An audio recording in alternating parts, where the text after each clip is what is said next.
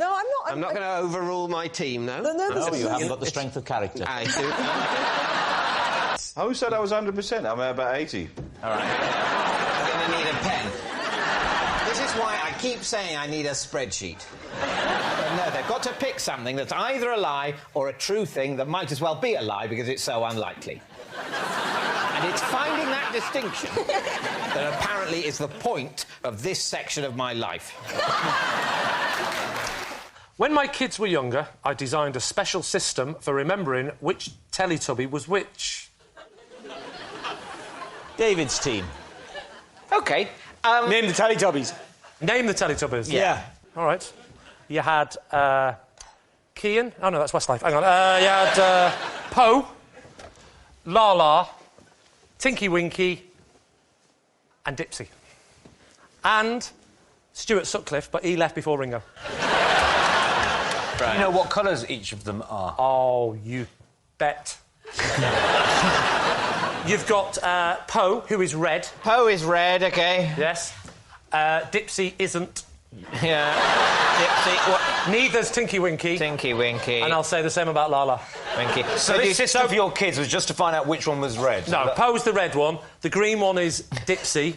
Lala is yellow. Yeah. Yellow. And who have I missed? Tinky Winky. Tinky Winky is like a purple. But how do you know? What's the system? How do you know that they're those colours? You said you had a system. I have got a system. Do you want to know the system? Yes. Right. Poe. Yep. I remember as being like a post box, so that's red. Lala sounds like yellow. Well, it doesn't, but it sounds more like yellow than Poe, Tinky Winky or Dipsy. Tinky Winky, I sort of have a visual picture of him. A visual picture? A visual picture, yeah. Yeah, a visual picture of him with his willy out, which I picture of him as his little Tinky Winky. Purple. Purple. Urgent and purple. Dipsy sounds a bit like the deep sea, which is green. It isn't, it's usually blue, but the deep sea is definitely more green than it is purple, red or yellow. That's it. I'm not sure about this Willy thing, because in the end you were teaching your kids, weren't you? So... No, I didn't say I was teaching my kids. No, he's teaching himself. There's one thing my family never do, is we don't teach our kids anything. My father before me, his father before him. We haven't got where we are today by teaching each other things. No, this was to just so help me remember, because I would often say to the kids, pick Poe up, and the kid would go, loser, it's Lala. The tragedy of this moment is that as a result of this, I will now remember the colours of the Teletubbies. Thus proving the system works. Well, yeah, I mean, you've certainly got a system now. I've got a system. I mean, I will remember Poe is red because of a post box. Yeah. Dipsy is green because it's like deep sea, which isn't green but might be. Tinky Winky's got an urgent purple member. No! Lala is yellow because it sounds more like yellow than the others, even though none of them sound like yellow. I will never be able to forget that. I'm not saying he's a purple member. David, is he telling the truth? What do you think? You know, the thing that gets me is, like, of course the system is completely and utterly daft, but he's pretty daft. And on top of that, he didn't get any of it wrong any time he said it.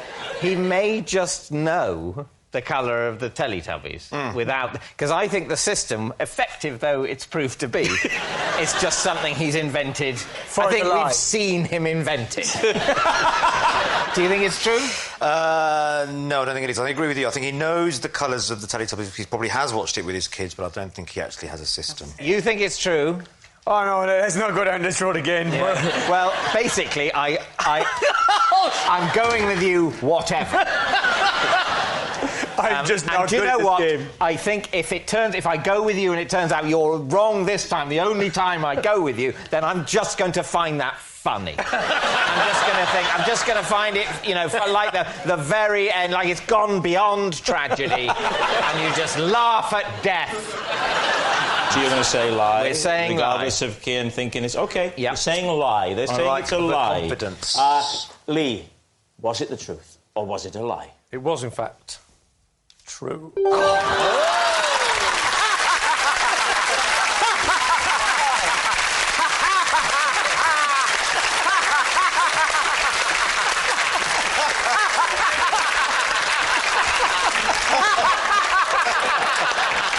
OK. Calm yourself, calm yourself. I am so merry. Last year, I ate my Christmas dinner in the bath. David's team. But why? Because we had quite a lot of family round, and I just wanted to be on my own because I was in a really bad... Joe, was it on a plate? That's a horrible image, isn't it? It was on a plate. Hold on. So I'm just going to picture the scene, right? You've got your Christmas dinner on the plate, and you just get up to the table and you say, I'm just going off to the bath for a bit. And the family... I don't think I announced it. Oh, you didn't? I was just so fed up with everyone. I just got up, took my dinner, went upstairs and thought, I'm going to have a bath. But didn't you find it that you got really hot eating in the bath? I could eat my Christmas dinner in a fire. Where did you put the dinner when you were running the bath? On the toilet. On the toilet. Did you allow the bath... with a lid on and a nice little tablecloth. No. Even so, I think it's a bit... Do you? It's just the associations, isn't it, of the two ends of the process. It's like saying to the food, this is where you're going to end up, mate. We both know it. You know it, I know it. You're going on an incredible journey. Yeah. Did you continue to eat your Christmas dinner while the bath was running, or did you pause in that process to sort of save it until you were nice and comfy in the bath? I had a couple of sprouts, David. Did you have like a tray that goes over the side of the bath? Yeah. You can put the dinner on, or did you have to balance it on your knees? I had to balance it.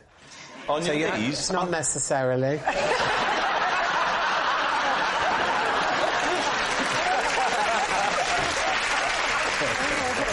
If you're balancing it on a part of you, is there not a risk that it will become submerged at some point, which would ruin the dinner? Essentially, you're turning your Christmas dinner into the Maldives in about 30 years' time, when, you know, the bath water of the world starts to wash the sprouts towards the plug hole. Well, I don't put enough water in the bath for that. In fact, you know, I don't hardly need to put any water in the bath. OK. What do you think, David? What do your team think? I think maybe you had a bath, but you didn't eat your Christmas dinner there. Yeah, I can believe that Joe has had baths and has eaten Christmas dinners. I don't believe she's ever combined the two processes. I think she might have done. Oh, you think she might have done? Yeah. Oh, right. I thought we were heading towards consensus there, but in a very Christmassy way, we're very much at loggerheads. Yeah, that's right. I think, seeing as I feel a little bit 50-50... Yeah. Oh, no, that doesn't help at all, does it? Well, no, it does. Because if you're 100% it's true and you're only 50% it's... Who said I was 100%? I'm about 80. All right. I'm going to need a pen. This is why I keep saying I need a spreadsheet. OK, we're going to say true. So they're saying true. Joe, eating your Christmas dinner in the bath. Truth or lie? It's a lie. I once lost Julian Lloyd-Webber's cello because I was chatting up a parking attendant. Well, David and team. A lot of factors there. Why were you in possession of Julian Lloyd-Webber's cello? Because he had lent it to me. Why would he lend you his cello? Well, not exactly lend. I was kind of looking after it. Where were you, Alex? I was in Manchester. Right. Yeah. And was he playing? Was he doing a gig or something? He was doing, he was like with an orchestra, but he had his own solo part, so he played. I know an orchestra. They have an instrument each, don't they? Yeah, but David, he had a special part. Oh right, okay. Yeah. But for which he didn't need his cello. It was he asked you to hold the cello. This was before. And go and check on the parking scenario in the middle of the symphony. This was before the concert. Okay.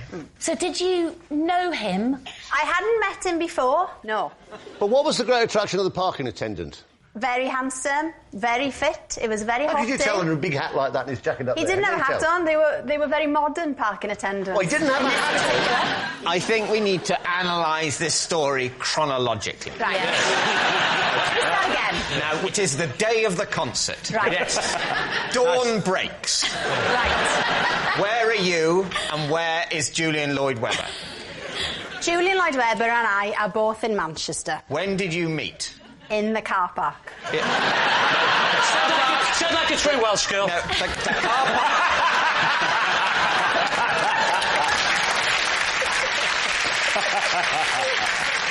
I'm afraid the car park is not an acceptable answer to the question, right. When did you meet? Right. Because the car park is a place, not a time. Let me set the scene. OK. So, I'm in the car park with the car park attendant. Of course you are. Yeah. The car park attendant is just there. He hasn't got a hat on. He's not that official. He's just generally hanging around the car park, all sexy. He's just hanging out. Yeah. What's he wearing at the time? Has he got anything on? Is he naked? He's got jeans on and a T-shirt. Jeans and a T-shirt? And an illuminous This is just jacket. some guy. Some bloke. He's told you he's a on. car park attendant because he No. wants to sound important. Is that important? Yeah, it's the sexiest thing you can say. Everyone knows that. Julian Lloyd-Webber walks in with his cello. With his cello. Which weighs about 4 ton. No, they're not that heavy, Well, Chris. no. They're not that heavy. And for someone like Julian, who's probably got a bit of sinew and bicep because of all his playing, it would be very light. Yeah. It's not That's going how to feel they heavy. pick cellists, isn't it? They Yes. pick the ones that can carry it. You can teach anyone to play it, but it's the carrying it that's the trick. Exactly. He pitches up. He's on his phone. Yeah. Oh, He's while on the phone carrying the and carrying cello. the cello. Yeah. What a guy. Were you trying to get off with the car park man because you wanted to not pay for your own parking?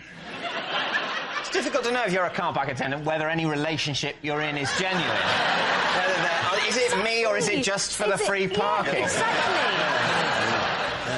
Did he just hand the cello to you with a nod like that while he was on the understanding that you would know what he meant? No, he'd put it down on his side and then just went... What happens then? Yes, this is crucial. Then, Julian comes off the phone, taps me on the shoulder, where's my cello? I look round, cello gone. What? No! It was the car parking attendant. Who took the cello then? The cello had made its way into the concert hall. Of course On it its has. own. The very best cellos can do that, can't they? Well, somebody has taken the cello, gone into the concert hall with the cello, Julian and me flummoxed. Flummoxed? So this is not an attempt to steal the cello, this is a do-gooder seeing an unattended cello and thinking, well, I can't leave that lying around. Someone could steal it, I'd better steal it. It was a good citizen who thought, that's worth millions, it's on its own, I'll take it in. Why were you at this concert? What was your ostensible role? I was a runner researcher.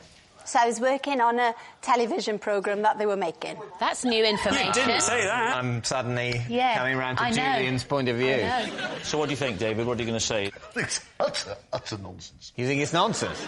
I'm going to say she's lying. You both think she's lying? She's lying, yeah. He's lying. Well, I certainly... I think it's true. Do you? But not enough to overrule. I haven't... Oh, don't say that, because now you... Well, no, it's very rarely that I overrule. At the moment, I believe in democracy. Yeah. But if it turns out you guys are wrong, I may lose my belief in democracy, and this could become a police state. So your answer is? We're going to say it's a lie. Saying it's a lie. Right. Alex Actually, Jones. no, we're going to say it's true. Sorry, police state time, we're going to say it's true. Overruled. I like that. I like that. I find that arousing. Alex, truth or lie? Rob, you should have to take the first answer on this programme. It's true!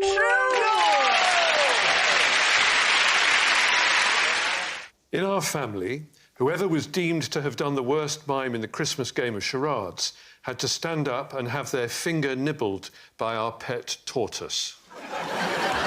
David Steen. What was the tortoise called? Aldwinkle. Why was he called Aldwinkle? Because that was the name of the place we got him, the village of Aldwinkle. How did it start? It must have been my father. It has his stamp upon it. I don't really remember. It was just something we always did, and it seemed perfectly normal to us. What was it about your father's finger? It wasn't my father's finger. It just... he rather liked the sort of traditional aspects of Christmas and liked to follow these things. Well, that's not one of them. That's it an invention? I mean, there are some off-the-shelf traditions you could have used. Yeah. But I think mince pies, carols, turkey or goose, that kind of thing. He was sprinkled with a little artificial snow to make him seasonal, but nonetheless, that's what we did. It wasn't a great time of year for Old Winkle. I think he was probably bewildered by the entire process, but nonetheless, that was what we did. Of course, as I'd forgotten, but you've reminded me, they hibernate. Well... That's exactly true, but hibernation can be an interrupted affair. Ooh. But you got your information right here. All the kids at home. Wake up the tortoise, is fine. The Reverend Richard Cole says go in. Let's go and dig up Nan. I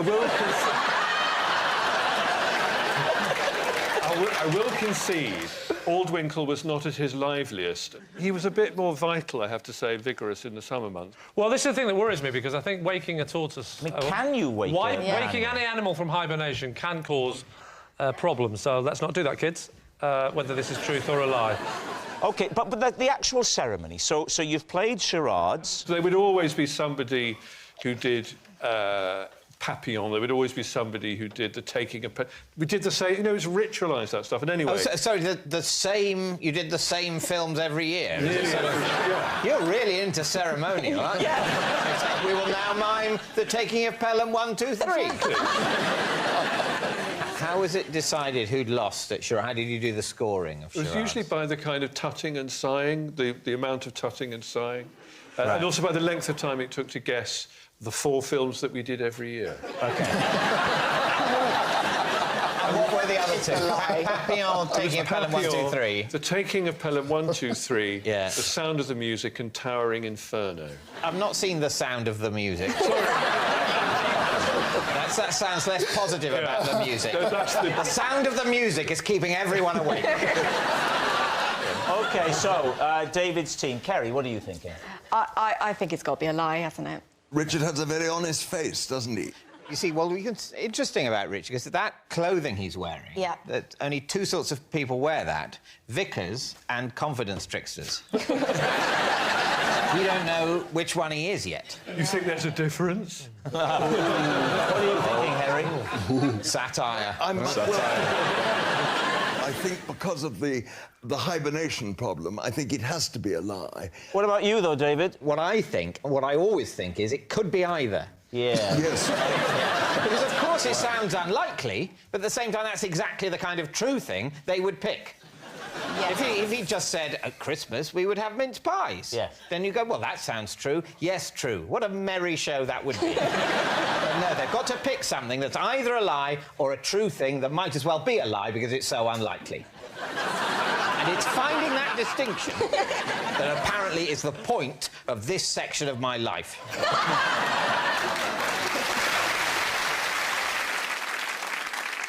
Lie. We'll say lie. You're saying lie. Richard, truth or lie? It's a lie. 11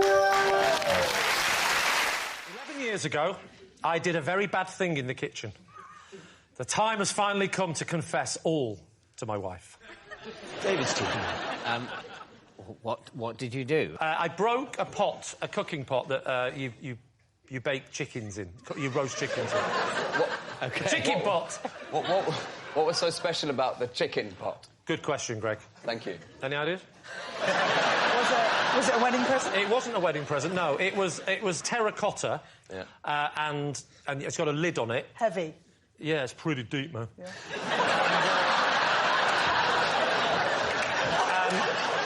No, it genuinely is. It's about that deep, isn't it? And you put the lid on. And the thing about these terracotta pots is you're not supposed to wash them. The pot absorbs the flavour over the years. I had about an hour before she was coming home, and I knew she would not be happy about this, so I raced to the local kitchen shop and fortunately got the exact same pot. How many years? About half an hour to age it. How many years had the previous one been aging? Oh, 7 years. So you had to do 7 years' worth of casseroling? Yeah. In half an hour. In half an hour? No, I had to make it look like it was weathered. How did you do that? First of all, I put a bit of soil on it. Then I put Marmite on, and then baked it very quickly on a high heat, and then scraped the Marmite off. Then I got sandpaper, a bit of sandpaper on it. All this in the half an hour? Unbelievable speed. Before she got home. When she arrived home, did she suspect anything? Well, I was with another woman in bed, but apart from that... How did you break it? Well, I was fixing something with a screwdriver, and I got in a bad mood, and I threw the screwdriver down. You threw a screwdriver so hard that it shattered an ancient cooking pot. Didn't shatter it. Cracked. And it's not ancient, but the word pot was correct in that Did you sense. say you... I threw it down, it bounced, and it just chipped it a bit, but it was enough to make my wife... She would have noticed that chip. So, you said... Just let me have a drink and have a think about this. I'm not even married.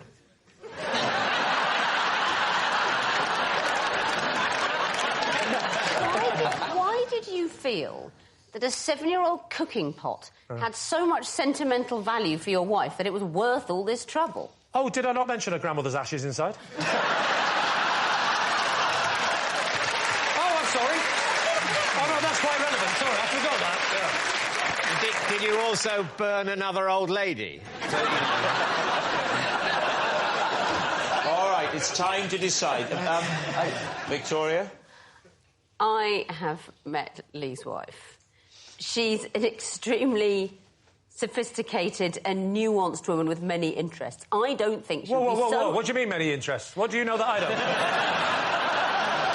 I What are you can't saying? believe that a 7-year-old pot would loom so large that you would feel unable to tell That's because her. when you come round to my house and you're with my wife and we're having dinner, she's pleasant and she's nice. She's lovely, she's calm. And the second we wave you off, bye, see, this has been lovely, close that door. She goes, you embarrass me again! With your TV friends! That posh one with the beard kept staring at me! And I didn't like her husband either.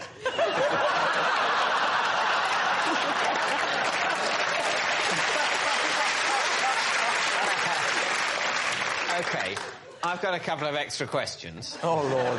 What, you say it wasn't cracked, it was just chipped? It was... Was it usable?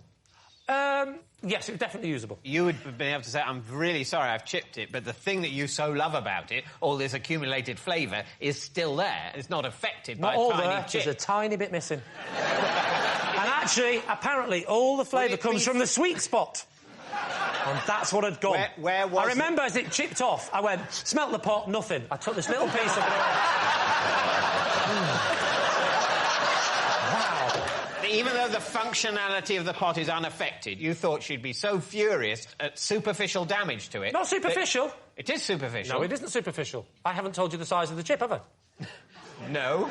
OK. Well, you just simulated it. You went like that. Yeah, but you don't know how I'm holding it. I'm holding it at the edge of... the edge of it. It goes round here. I'm holding it, you see. All right, David, it's time to get a grip and make a decision. So the flight of the screwdriver... Can I just the pot was ruined, David. That's all you need to know. Well, yeah, but when you said... There you go, David! Yeah. Do you know what? I wish I'd have taken my chances with my wife at the time. This is unbearable! Right. It is time to decide. Second question. No. What did you do with the damaged pot? I hid it to begin with, and then over the next couple of days, when she wasn't looking, I slowly dragged it towards the door. I moved it very slowly. Because she only notices things when they move. She's Tyrannosaurus Rex. She would be sat there with a glass of water watching the television. I would come down with a step and she'd see the water shimmer like that.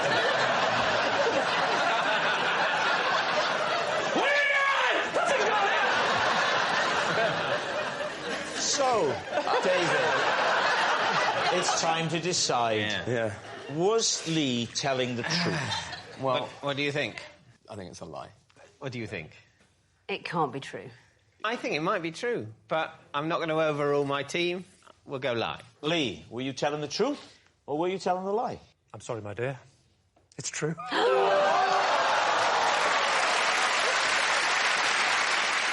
As a child, my Christmas was once cut short when my mum took the decorations down halfway through Christmas Day.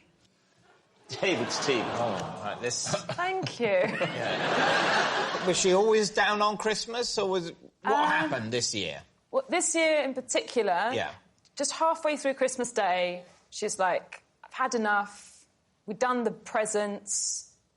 Had you done the lunch? Yeah, we've done lunch. So let's just... What was the time? 2:30. OK, so pre-Queen.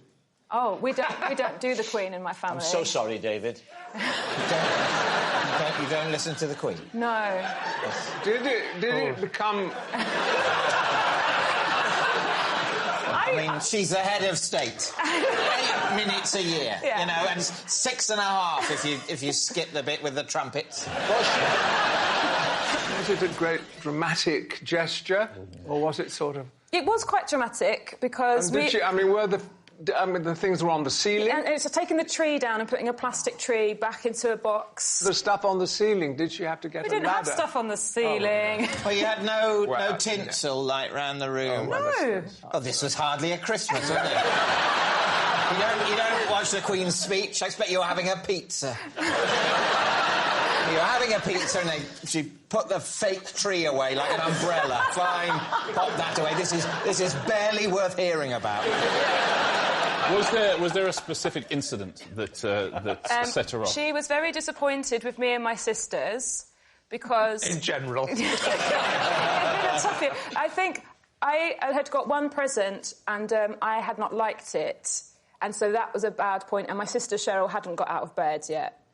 Now, tell us about your Christmas Day. I'm imagining there's a lot more structure to it. And respect is a word that's coming to my mind.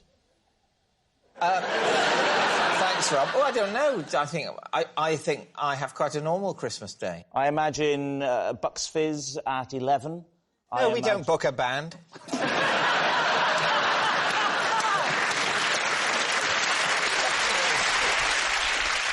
So, David, what is your team thinking? Could this be true? Yes, it's heartbreaking. Completely rings true, I think. What do you think, Tom? Well, whatever I think would be wrong, so... Well, that could be... If that's 100%, that's very useful. I'd ask her. What do you think, then? Well, I'd go with Tom, really. I've had an insight. Tom's had an insight, Yeah, I think she's not telling the truth. Oh, what... Why do you think that? I don't know. It just came over me. Right. I think she's telling the truth. But it's quite easy to know who to side with here.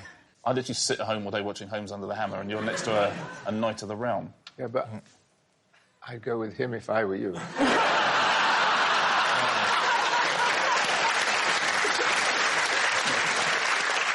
True, you're saying it's true. Sarah, a tragic tale. A tragic Fact tale. or fiction? This tale was true. I told you, I once prevented a burglar from breaking into my house by hiding behind the door and barking like 2 different dogs at him. David's team. First up, please do the 2 different dogs that you did. And say what the dogs were. OK, well, I doubt that Xander, in his state of panic, went, first I'll do a Yorkshire Terrier, then I'll do... No, not an Airedale, no. A Retriever. I can't do a retriever. I can't do a retriever. I've tried. No, what I tried to do... The effect I was going for was of scratching paint and doing... What I wanted to give an illusion of was weight and snuffling. So I went for... Has anyone got Scooby Snacks? And dog 2, the different dog. Maybe a smaller dog, the mastermind. One was this. No, the other one... I'm just worried about this. It was... What? Did this frighten the burglar?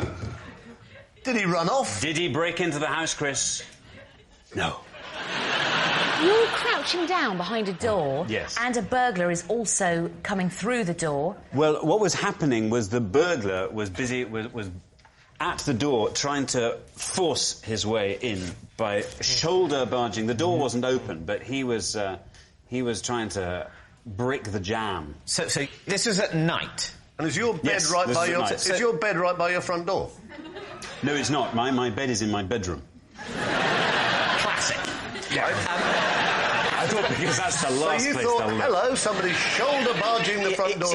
I was woken up by thunk, thunk on the door, and I was just thinking, what do I do? So did you hear he was barging away? Brum, brum, and you were then suddenly snuffling away at the other side of the door. And then he what? And then what? He paused, did he? He paused. And then he went away. I think it weirded him out. Why didn't you do the noise of a scary dog? It sounded like a hamster. This is a very big hamster. That would scary, actually. That's actually very scary. But don't you have a burglar alarm, Xander? I never set a burglar alarm. Not on national television. OK, David, what are you going to say? Truth or lie? What do you think, Chris? I think it's so daft, and he's so daft. And it's such a ridiculous vision. I think it's almost certainly true. Mel? I'm the yin to your yang. Are you really? I'm saying it's a lie, a big fat one. I want you to override me again, David. I want you to override me. Sorry, if I do that again, it won't be special. I just don't think a burglar would try and shoulder barge the front door. Okay. I think a murderer might try and shoulder barge the front door. So therefore your answer is? Lie. Lie, OK. Xander, was that the truth or was it in fact a lie? Well, I'm sorry to tell you, it is in fact a lie. I once licked David Bowie's cake just to be close to him. David? Now, I would have thought that was not a good way of being close to him, but that was a way of being forcibly removed from his presence. So how did licking his cake bring you close to him? Right, so, it was the 1980s. I believe it was the year of the Glass Spider tour. Yeah. I was working as a waitress. In a cocktail bar. Not a Bowie song. Yeah, I was going to say, I'm sure. I'm no expert, but that's not one of his. That much is true. Right. Thank you. So, Mel, if you were working as a waitress... It wasn't a cocktail bar, it was a cappuccino bar, because it was the 80s. So I was working as a waitress in a cappuccino bar. Hang on, was cappuccino popular in the 80s? Let's get this... Yeah, they came in the 80s, didn't they? They arrived in Port Talbot a week last Thursday.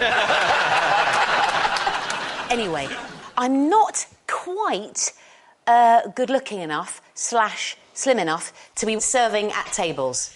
Oh, right. So did they tell you this? Did they say, I'm sorry, love, I'm sorry. No. I can't have you serving the customers, I'm sorry. We're going to have to hide you round the back making the froth. No, pretty much. I was a washer-upper in the aforementioned cappuccino bar. Now, massive excitement one day. I'm in the back doing the washing up. The word is spreading like wildfire.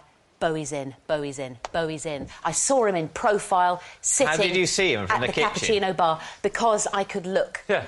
through the door. You were allowed... Occasionally. And all the customers went... and she was grabbed back in again, a manic...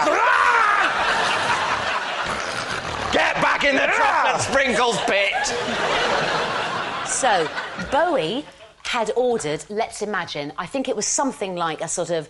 a hot chocolate fudge slice, please, or something like that. Can we get on to the licking? Let's get on to the licking. It's like Friday night in my house.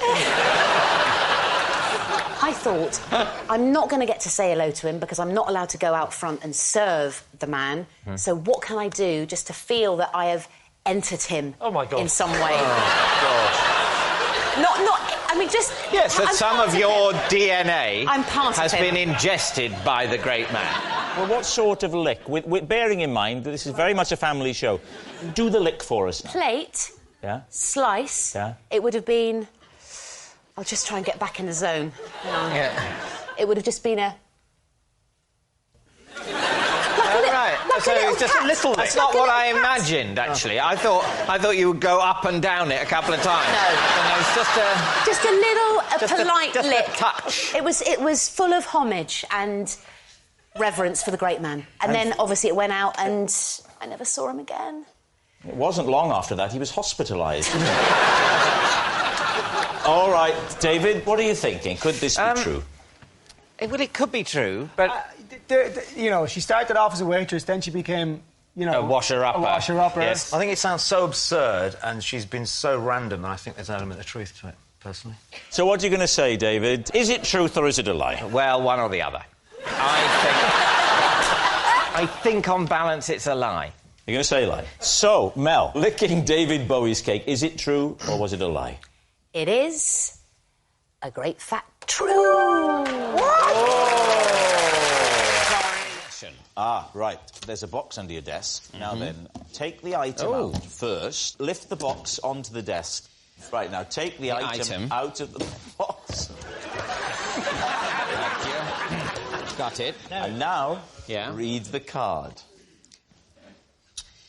Last Christmas, my brother bought me this iPad. I've never turned it on, but I have used it to kill a wasp and carry 3 mugs of hot chocolate. Please, team. Right. Who were the mugs of hot chocolate for? Go. Sorry? Who were the mugs of hot chocolate for? Say them now, without thinking. It's too much pressure. I don't know 3 people. It's a lie.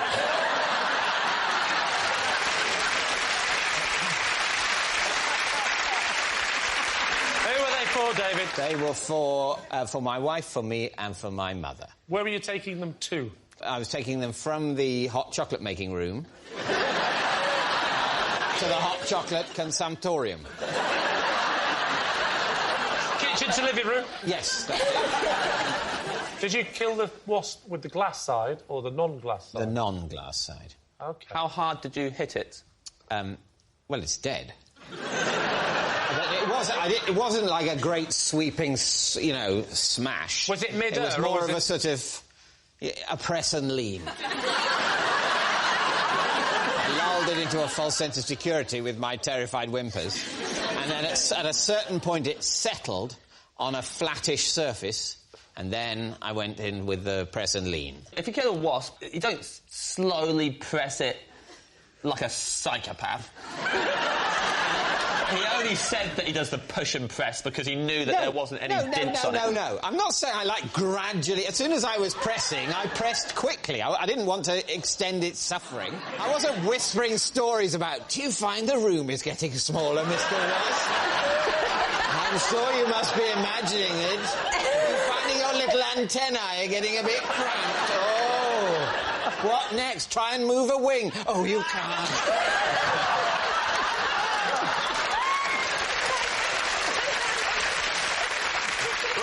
It's time to take a guess. You say it's a lie. You say it's a lie? It is a lie. Okay. You say it's a lie. David, were you telling the truth or were you telling a lie? I was telling a lie. These are 2 of the best gifts I was given last Christmas. OK. And take them out and pop them on the desk.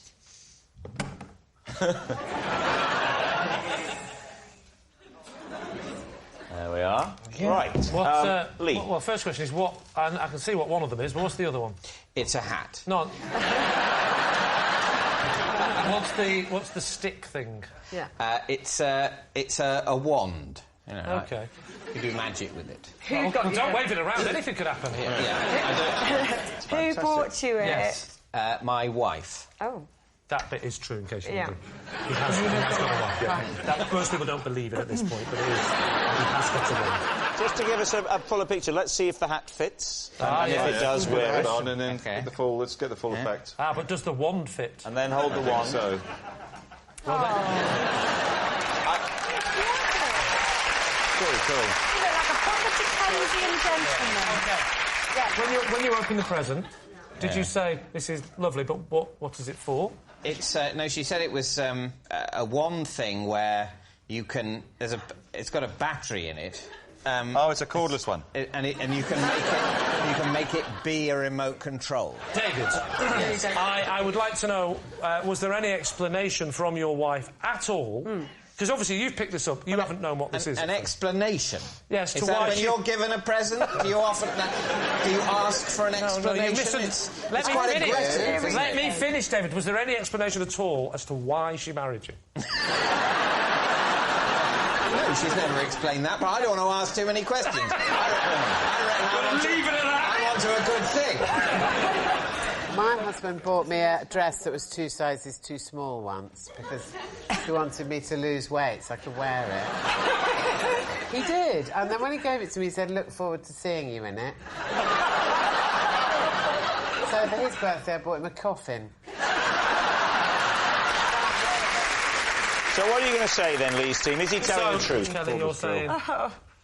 Lie. You're saying lie? Oh, I'll say lie as well, OK, I have to go with my team and say it's a lie. So the team is saying lie. David, truth or lie? It is true. This is my frog lamp. I pop it on when I go down to the bottom of the garden to check on the frogs. OK, if you could take the frog lamp out. And, Fantastic. And I think it... well, as you know, you can switch it on. You know how to do it. There we are. Yeah.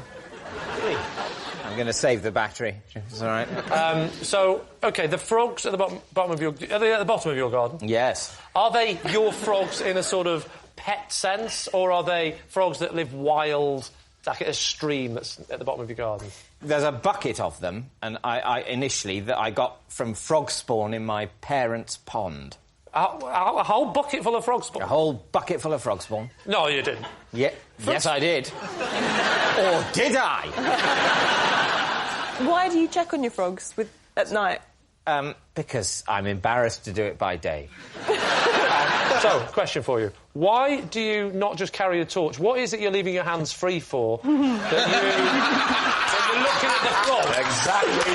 What are you doing? Exactly. Well, you can't just hold a torch. What do you need these for when you're looking at the frog? No, I think it would be possible to check on them without this, but as I have this tremendous hat... That's a good question. So, that is just... You just happen to have that hat? Yeah. So what did you have that hat for before the frog? Where did I get this hat? Where did you get that hat? Where did I get this hat? Isn't it a funny one? I've never seen one like that. Yeah. I got this hat. This hat belonged to my grandfather. Was it... Your grandfather was very advanced, wasn't he? I mean, the halogen light. He must have been the talk of the village. They must have thought of him as the devil's own witchcraft. Why did your grandfather own that hat? I don't know why he owned this hat. So your granddad gave you that hat? No. Oh, you passed on after he died? It was discovered in the garage. So what do you think? Rachel? I like it. I'm buying it. You're buying it? You're buying the hat? Ricky? I don't believe him. You don't believe him? No, I don't believe him. So what are you going to say, Lee? Well, we'll say it's a lie. Oh. Saying it's a lie. OK, David, truth or lie? Yes, you've got lucky. It is a lie. Possession. Now, behind your chair is a box. Open the box, read the card, and then take out the possession. It's a beautiful box. Yeah. I like it. Look at that. This is entertainment. Yes. This is my cape. I used to put it on, pretend I was Doctor Who, and head into my TARDIS. Or, as my parents called it, the airing cupboard. Put the cape on. All right. It is. Come, feel free, David. Come and use the floor space. Right. Think back to your dancing days. Come out and use the floor. You could have a glamorous assistant in the form of Miranda. Oh, Miranda, would you help David get into his cape? Hang on. Am I Do we doing put this over there? That's what I'm thinking. Hold it in place. There we go. That fits. That actually fits you really well. Were you exactly the same size as a child? Yeah, exactly. I can't see you properly, David. Could you come and stand in front of me and twirl round? So you just... Lovely. Yes, that's That is a much needed reminder of the How old were you? When Yeah. was this? I think... This is how I picture you walking round your house now. How old was I?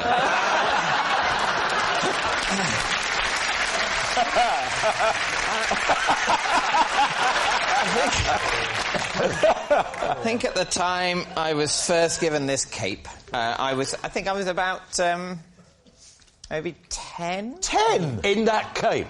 Maybe 9. It was too big for me initially. Right. Hang on a second. Whoa, whoa, whoa. When you were 9, so to give us an idea of the height, go down, just go give us knees, and we'll see how much it would have dragged. So that would have been you as... Hang on, it's rock. Your shoes for a second. Rocking. Can I take this off? What are you doing? Well, your shoes. Oh, I see. Right, sorry, idea how you might have looked in those days. Yeah. This is how the police do sort of ageing profiling. Yeah. What would he have looked like a few years ago? Just get yourself on. Hang on. This one's got to There we go.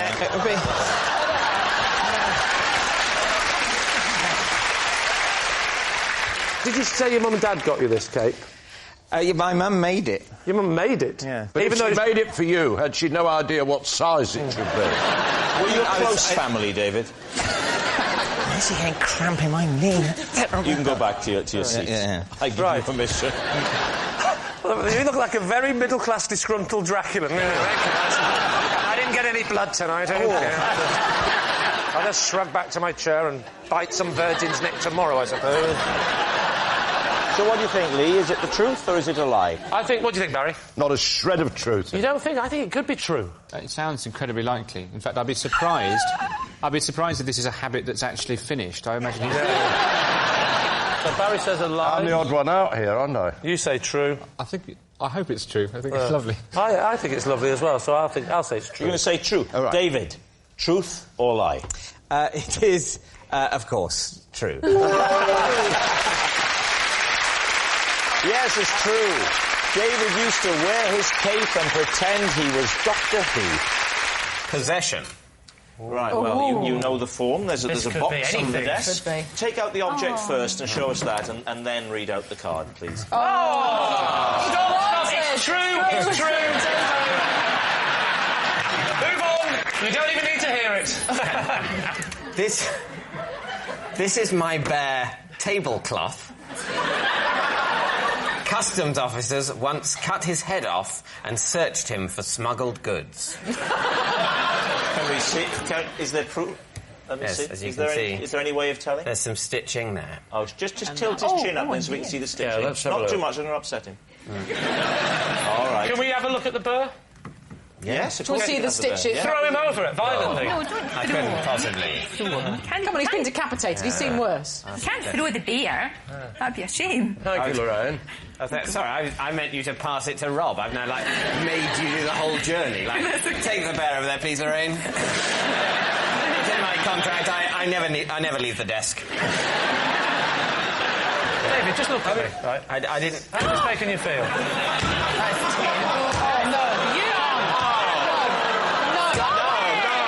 That's really terrible. Isn't it awful? So he feels. Really is. He's had his head cut off and his sting ripped off, but that's not possibly upsetting.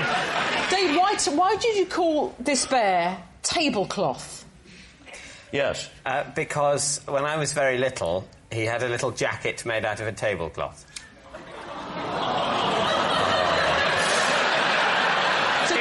If this turns out to be a lie, you are a shameless little light entertainer. Coming from you, Lee, that is a compliment. Where was the customs? Where were we going from or to? Or? We were going back from Minorca. What did they say they were looking for? I imagine it was a sort of a spot check. Did you see them carving the head off? Was it happening in front of you on the table? On the... No, I'm glad to say I was shielded from that moment. David, I'm going off this story. You heartless bastard. Sorry, tablecloth. What? Do it to him. Smash his face Give on me the bear. Oh, I'm taking the bear into care. You're about to do an appeal. Was there any reason why they didn't check the arms and legs? Yeah. I don't know. I should have asked them to. I should have said, call that thorough. What's that? I've done this before. What's that you say? You say it's time for Lee's team to take a guess? All right. What do you think? Maybe he's in denial, and the truth is he, as an adult, was searched for drugs, and he's so traumatised by what they did to him. Yeah. He's had to create a teddy bear and put it all onto him. Yeah. Show us on the teddy bear what they did to the customer. Show us on the teddy bear where they shoved their fist.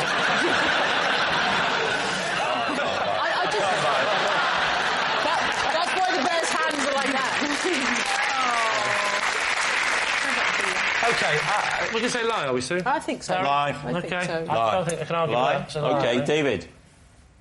Well, it is a lie.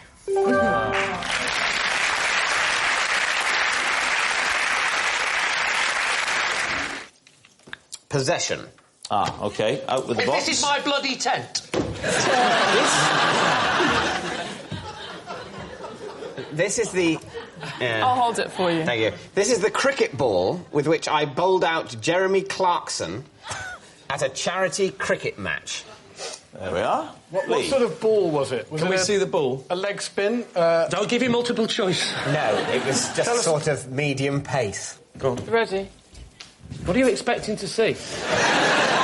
Well, there's a couple of things. Firstly, how long ago was this charity match? It was 2 years ago, I think. Because that... What, are you checking the serial number? No, I was looking to see how bashed around it was, where the splits were, if it looked like it had been hit. I mean... Don't eat it. Can you show us your bowling action, David? Yes, all right. Start with a good catch. Watch out, Miranda. Whoa!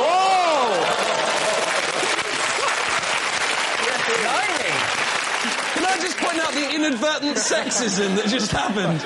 Basically, a girl caught something, and before any of you had a chance to think whether that might be patronising, you went... Let's see the action, then. Let's see the my bowling action. Don't throw the ball, obviously. No. I would bowl it, wouldn't I? But no, I won't let go. It's like that. Oh, seems to have the action. What score was he on when you bowled him? I think about 12. And did he run between them or just jump in his jag? Which other popular celebrities were there? Nicholas Parsons was there. You've got a whole team. You've got quite a lot to go still. And I think that was... everyone wasn't a celebrity. So people were buying tickets to watch this game, and it was going towards charity? Yeah. Why were you there? And the draw was Jeremy Clarkson, David Mitchell and Nicholas Parsons, 20 quid a ticket, yeah? That must have been a pretty golden ticket. So what are you going to say, Lee? Is he telling the truth or not? Well... I really don't think he is. You don't think he is? No, because it doesn't appear to be a ball that was used for that purpose. What do you think, Hugh? I think it might be true, actually. I think So there's you've enough truth there... You think it's a lie, you think it's true? I think it's a lie. You say it's a lie. David, were you telling the truth or was it a lie? It is a lie. It was a lie. Possession. Now take out a small box underneath the desk there. Have a look inside and show us what's there. Smooth bit. This is my special travel dressing gown.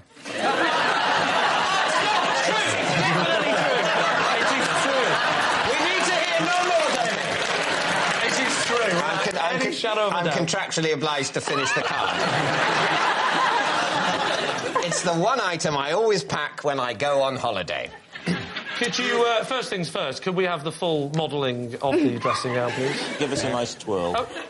Can we smell it? I think you should come out here, David, so you can see. Enjoy the space. Well, he's having trouble putting it on. It's, Well, he's not abroad, he's confused. Have you forgotten the cord? The cord is missing.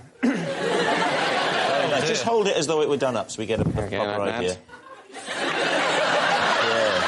Do you mind smoking a pipe and solve a crime? Oh, I'd love that. Can I ask, Dave, where did you get it from? 1924. I think it's from Marks and Spencer's.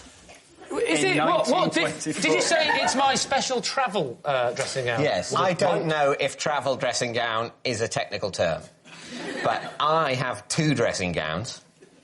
This is one. The other is a thicker toweling dressing gown, which takes up more space in a suitcase. Do you take pyjamas? Do you wear anything under it? Or... Yes, I usually... I feel sick. What I don't do is I don't tend to wear it over, like normal clothes like this. This is like the worst sexy chat line I've ever heard of in my life. I'm naked under here. To be honest, Lee, I don't know why you come into so many encounters with me expecting arousal.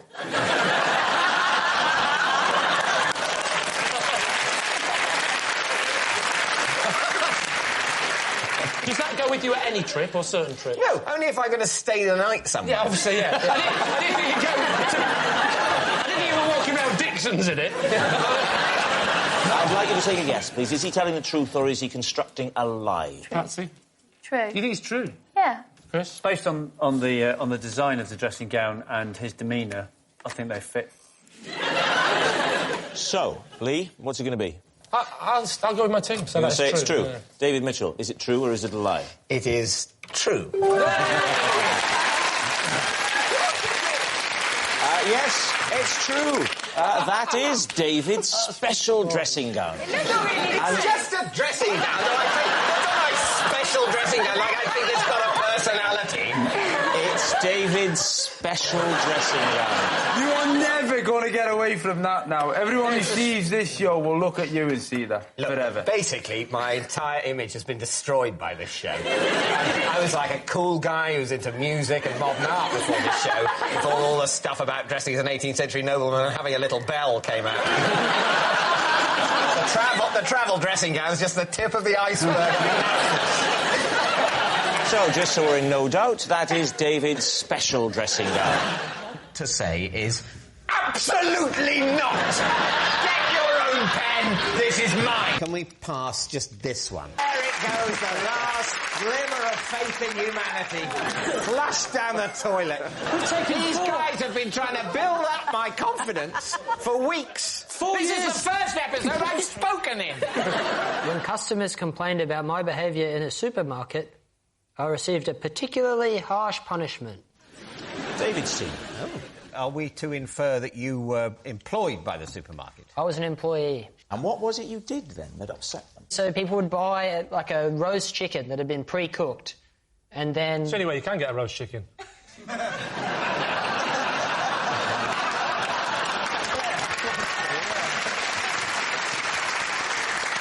And it'd be in sort of a bag, right. But when I would bag it, I'd put it in the bag and then I'd kind of give that a flick, a little, like kind of a flourish before I'd put it down. Yeah. I was swinging the chickens. Customers were complaining. Sorry, so you're at the checkout. Where are the roast rotisserie chickens? You don't acquire them at the checkout, No, people were buying them and taking them to the checkout. OK, so they arrive at the checkout. In Australia, when people shop, they get the stuff and then they take it to the checkout. You scan it and then I've read about supermarkets, I know all that. It's your job on checkout to double bag the chickens. Yeah. Is there not a risk that your swinging technique might splatter juices, all over everyone? No risk, no reward. No risk, no reward? You got to risk it to get the biscuit, brother. Did you say you had a strange punishment? This is not from the boss, but the supervisor. The circus was in town. What? The circus came to town. The circus came to town. I wasn't expecting that. To advertise that someone with a monkey came and they were handing out flyers outside of the supermarket. Hang on. Is this the same story? Yeah. There's a monkey now. I'm serious. Come on. OK, Sam, go on. So everyone else was taking their break. They were going out to look at the monkey and to admire it, and because I'd been up to all this stuff with it, I was not allowed to go on my break to look at the monkey and never got to witness it. I wanted to go out to everyone else, and my friend came back and he goes, you wouldn't have wanted to see it, it was covered in scabs. And the boss and the supervisor, I don't know if I should even mention this, they were having an affair and they were going on cruise ships together. Can I just tell you now, right? In this show, if you're given 3 different truths or lies, spread them out throughout the show. Rather than think you've got to do them all in one story. The supervisor doesn't like your chicken swinging. He says we don't do that kind of thing here. And you said, swinging? Yes, you do. Yeah.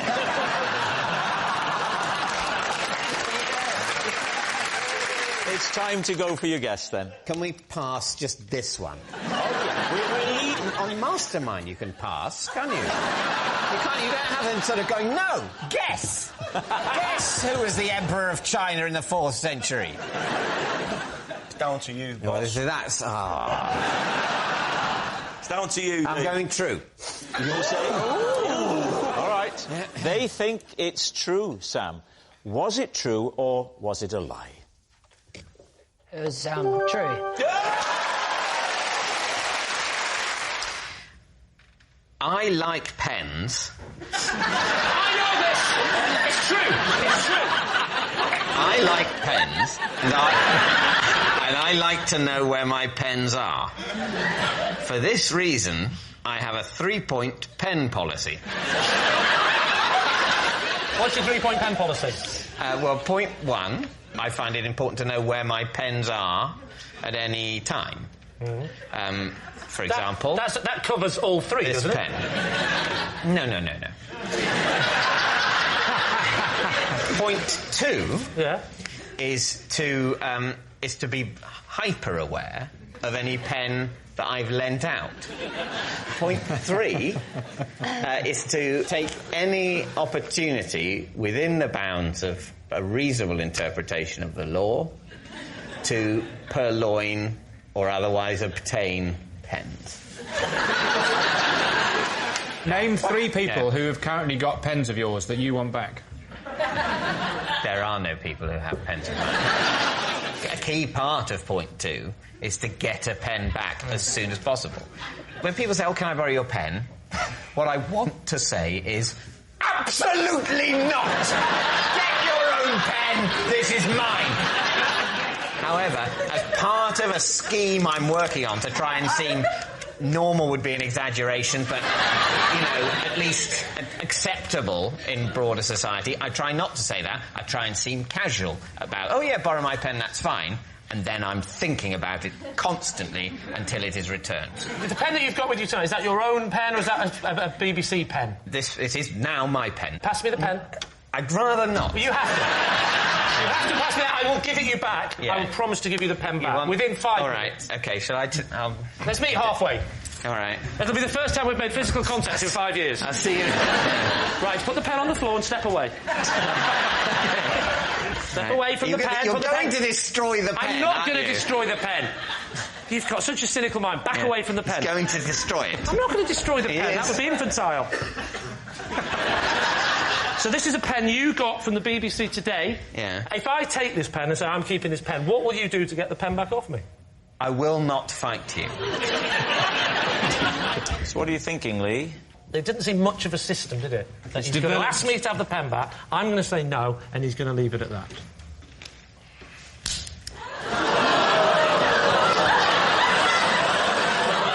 I'm so sorry. It is fair to say we have created drama. You had explicitly reassured him in front of witnesses that you would not break the pen. I didn't believe him. That is true. I didn't believe him. I knew he'd break the pen. That pen, I'm afraid to say, and I hope this doesn't make me sound heartless, when I put that pen down there, it was dead to me.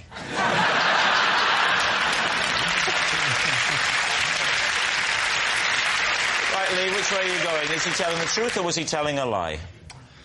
I bet you love pens. I bet you're pretty crazy about pens, but you do not have a 3-point system. I think he might. OK, Lee, take a guess. Truth or lie? We'll say it's a lie. You're saying it's a lie.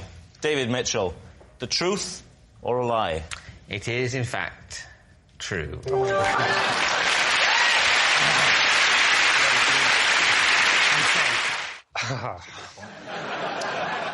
I was genuinely invited to Harry and Meghan's wedding today, but I said no because I had to come here and do this. David's team. Why were you invited? Well, that, David, is as much of a shock to me as it is to you. I'm on the telly. Know, for example, Prince Harry or Meghan Markle? Well, I've met Prince Harry and he was very nice and he did say that he was a fan of this show. So he's definitely seen me because I'm on this show. If this is true, it's a bit of a blow to me and Rob. Because, I wasn't invited. Maybe Rob was as well. I really can't say. I think we know if Rob was invited, he would be able to say.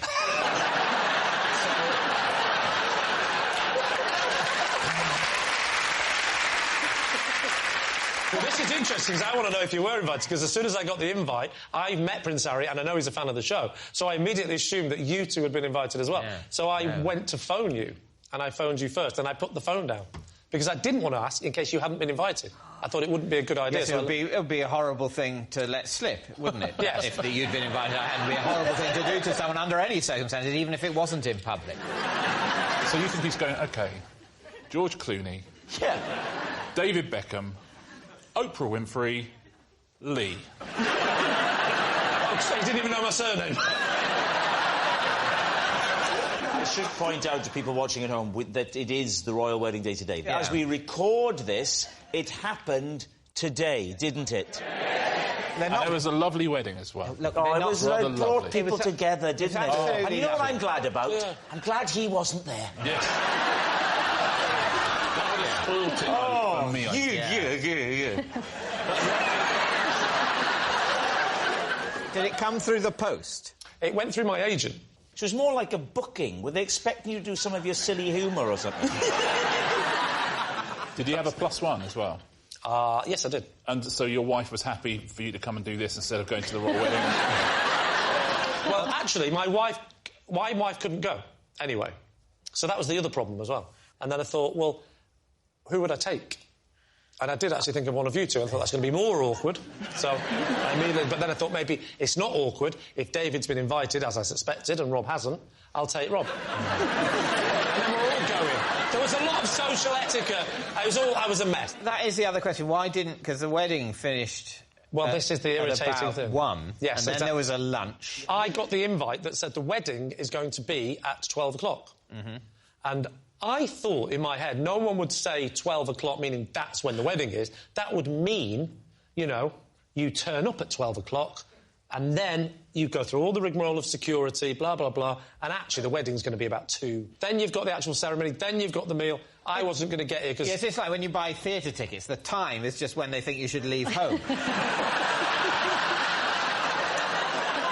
Look, lads, I appreciate you're angry. Yeah. Very angry. I didn't write the invites. Very angry and very hurt and very bruised, whether this is true or not. That's the terrible thing, because my thought processes have gone down the lines of it being true, and it feels like I've been through it emotionally, even if I haven't. OK, time to decide. Well, I think it's unlikely. I'd love it to be true, but I think it's unlikely. I wouldn't. This has been one of the most psychologically damaging thought experiments I've ever gone through, and so I couldn't. I don't think I could pronounce the words. I think this is true. Oh, I just did.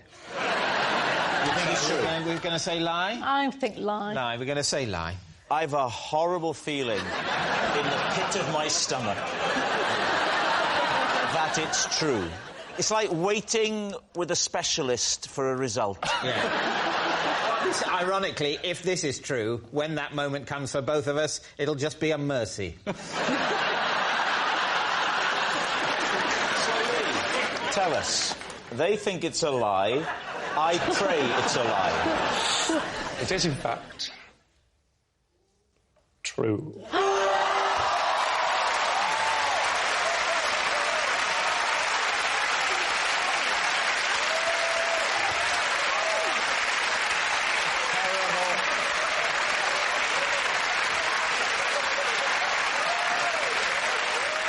Well, I hope that's the last question of the evening. Well, how did you thank keep you that for secret? watching. That's it. Yeah, I mean, thank you for watching. Oh, actually, there's something else as well. Sorry, I've got to tell you this as well, which is quite important. This is a true story as well. I was lying. Look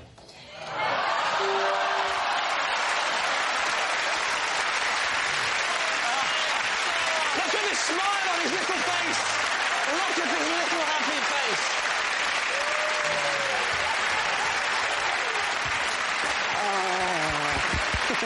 You're okay. It's all right. It's all right.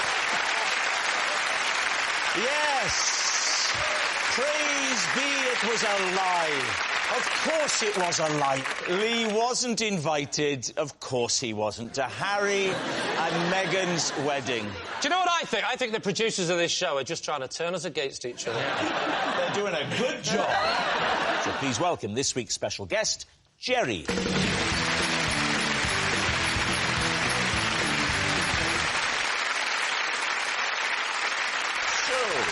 Sean, what is Jerry to you?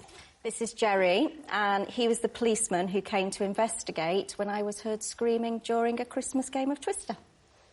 Right, Sean's concerned copper. James, how do you know Jerry? This is Jerry. He's the fireman who every Boxing Day soaks me with water during a festive game of squirt. Right, James's fireman friend. And finally, Lee, what's your relationship with Jerry? This is Jerry. He's the paramedic who ticked me off last Christmas after I landed my drone in his ambulance. David's team, where to begin?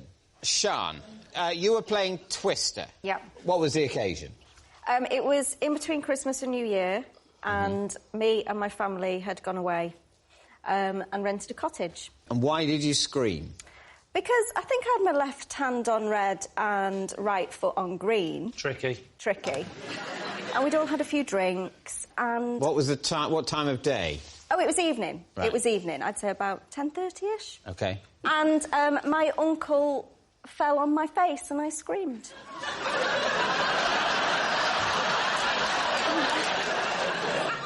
And you would scream, wouldn't you? You would scream. Was he a friendly uncle?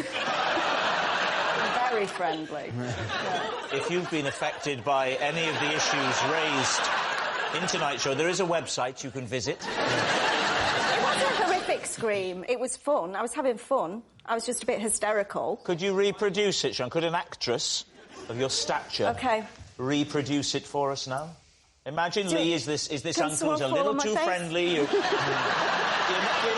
never that happy when he turns up, no matter how many presents you think, oh, it's Uncle Lee. Oh. I like the way that you said she's a good actress, so she could play the part of the screamer, but I could just play the untoward uncle naturally. So, there you are. Why don't you demonstrate the Twister? James, what are you doing? Playing the Twister mat.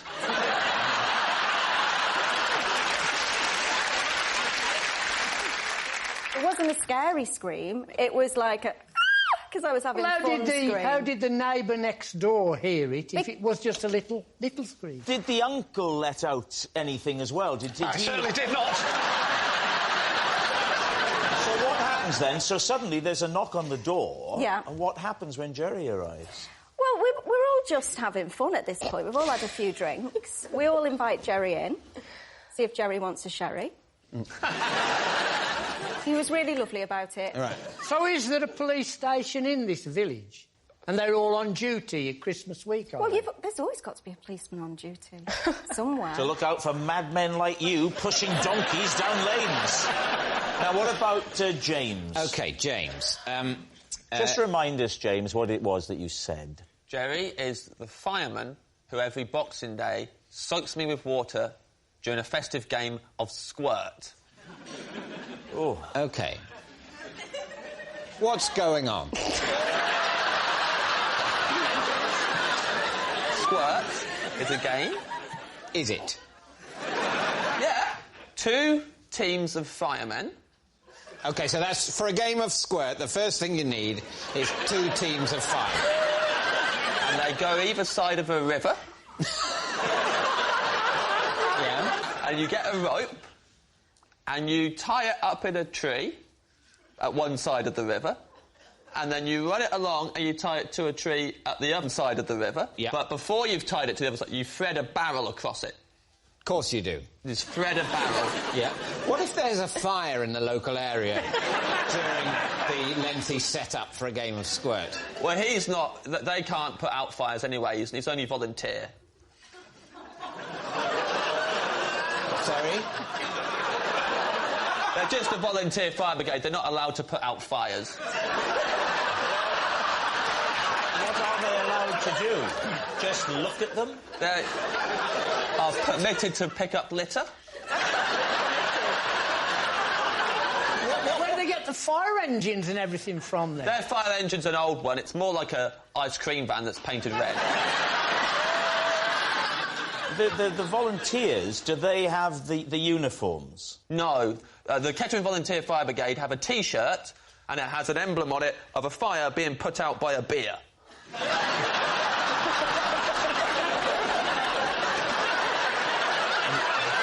Talk us through the rules of squirt. OK.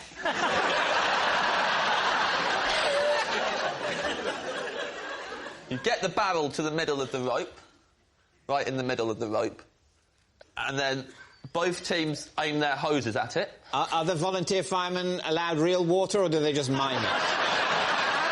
No, they're allowed water, they just can't aim it at a fire. OK. If there was a fire, they would have to turn the hose off. Right.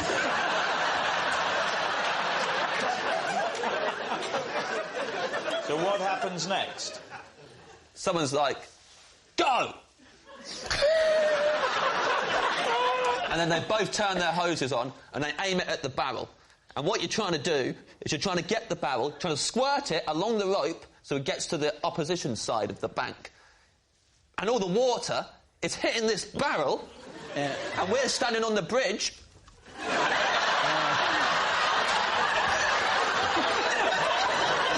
Getting soaked. Yeah. And then you walk home going, good squirt this year.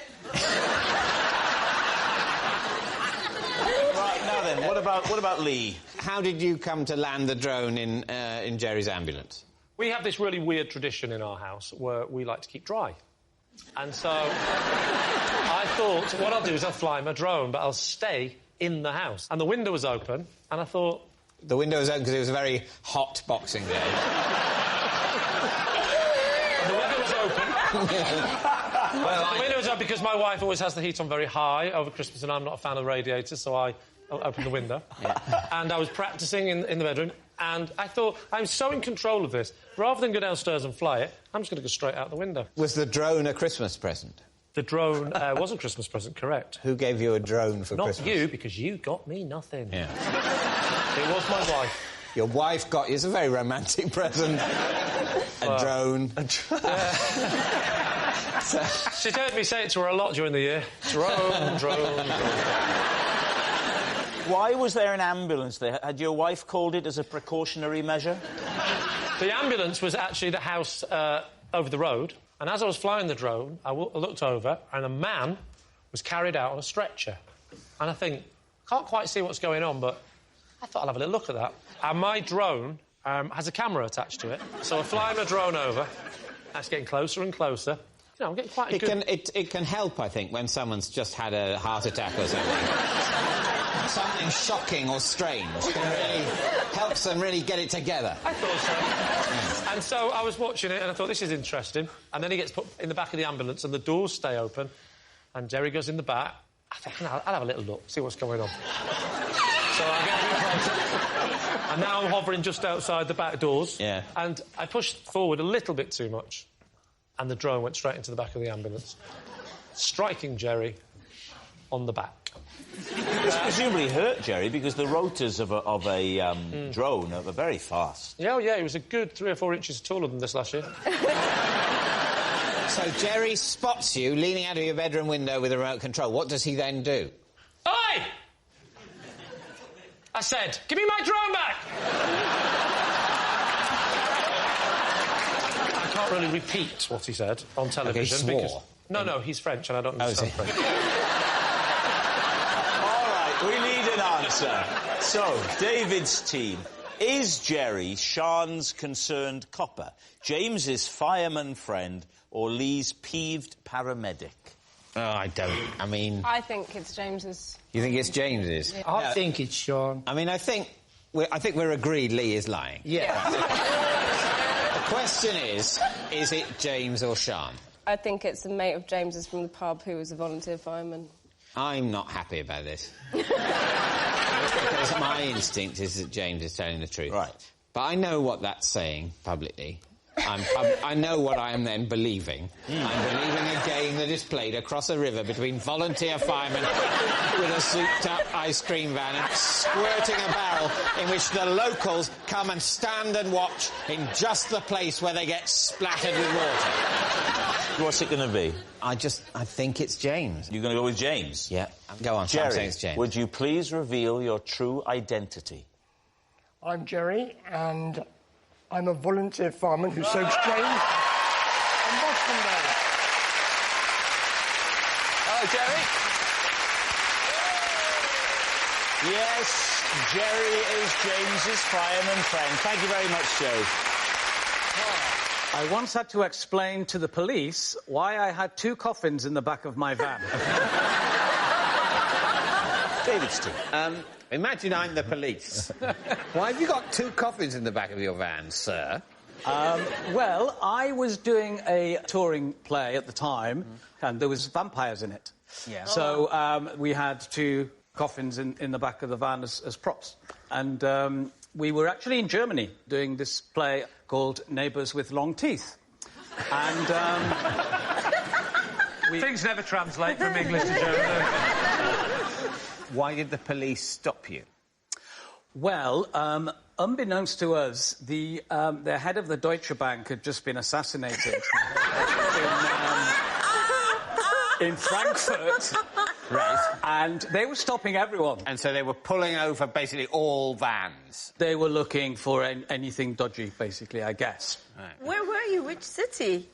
It was just outside Frankfurt. I live there. Do you? Yeah. So they pulled you over. Machine guns, everything. Very, very serious situation. Yeah. And we had to explain the plot of our play, Neighbours with Long Teeth. Because you speak a bit of German. So Yeah. you were the... How many of you were there? 3 of us. Oh, you should have said 9. What sort of venues are you touring around? Schools. Schools. So... The plot went that I was a sort of young 17-year-old schoolboy who'd fallen in love with my neighbour who was a vampire, and she came up out of the coffin, and that's where we first met. And what was the other coffin for? The other coffin was for her parents, her mum or her dad. I think they shared, because they're a married couple, they're allowed to... I mean, to be fair, Moxie is loving this show.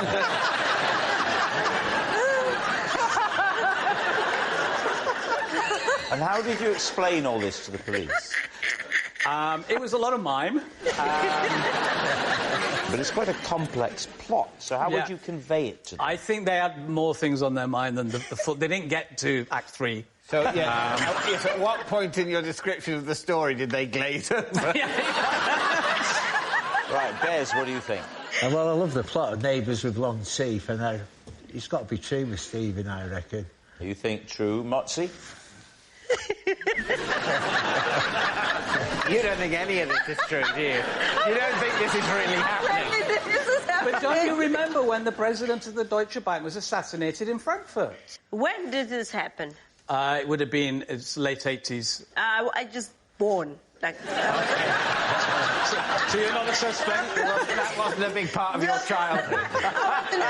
Let us tell you the story of the president of the Deutsche Bank. Right, what's it going to be? Well, I live around Frankfurt area. I mean, even if I wasn't there in the 80s, I think I would have heard the story. How old were you when you went to Germany? 18. You arrived in Frankfurt over 20 years after Steve's van was pulled over. I am not surprised they didn't mention it. But this is a story. This is culture. You carry that on. A school's tour of a play about vampires, and the police pull over their van once on what was quite a busy day for the police. I cannot share your confidence that they would have mentioned it to you, an 18-year-old dancer coming from South Africa. I don't think that will be on the things you need to know.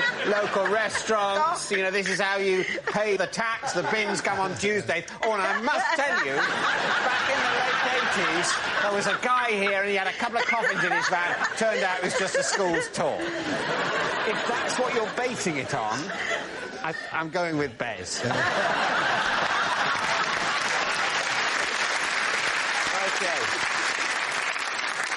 So you're saying it's true? Yes. So, Steve, was it true or was it a lie? True.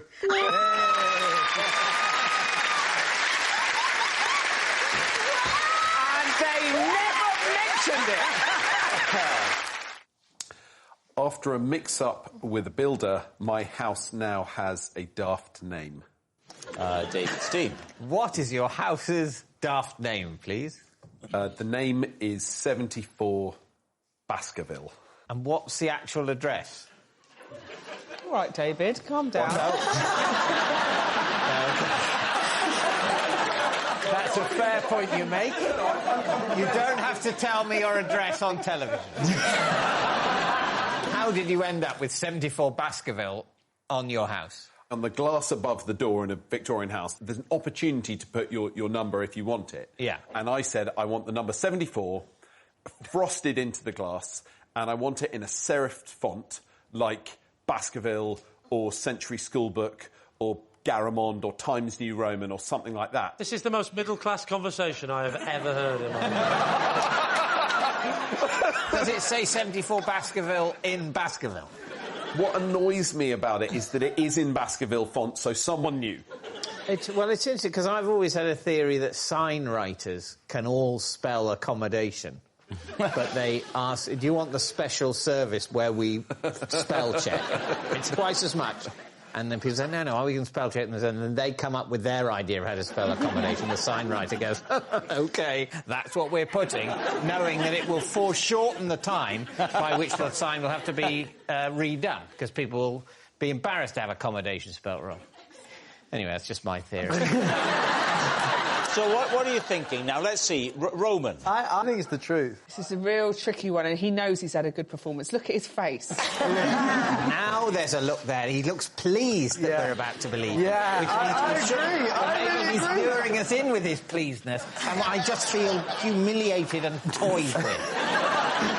It's a lie. It's a lie. It's a lie. We're going lie. You're saying that it's a lie? Yeah. All right, I like that. That's dynamic. That means he's invented Baskerville like that. We're saying he's a genius. Sam, was it the truth or was it a lie? Desperate to press the button. It's so true. Oh, God. It's true.